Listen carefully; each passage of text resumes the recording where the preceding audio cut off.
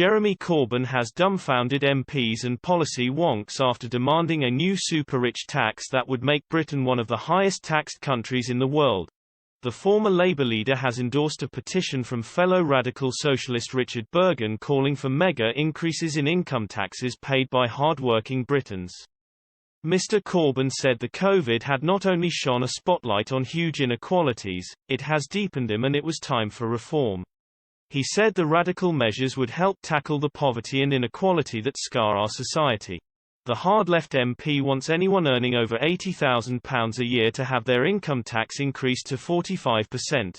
Meanwhile, those earning over £123,000 a year would face a 50% income tax rate and those earning over £200,000 would pay a whopping 55%. At present, the highest tax rate in the UK is 45% and only applies to those earning over £150,000 a year.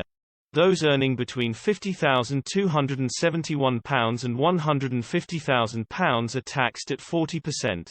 The petition endorsed by Mr. Corbyn is being organised by Labour Assembly Against Austerity and is seeking to force a House of Commons vote on the matter.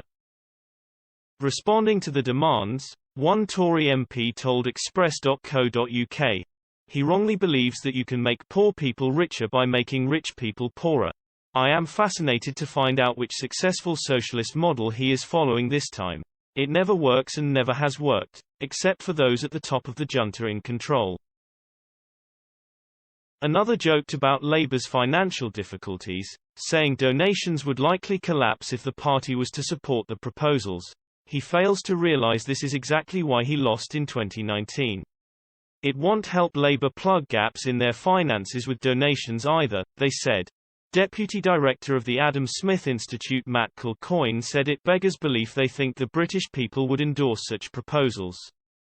He said, "This is just another fantasy by left-wing politicians who don't seem to have realised they're not in power. It is yet another silly attention-seeking stunt that if implemented would leave the country poorer and it is best rejected, as the voting public instructed Parliament to do when it handed the Corbyn-led Labour Party its biggest defeat in decades at the last election."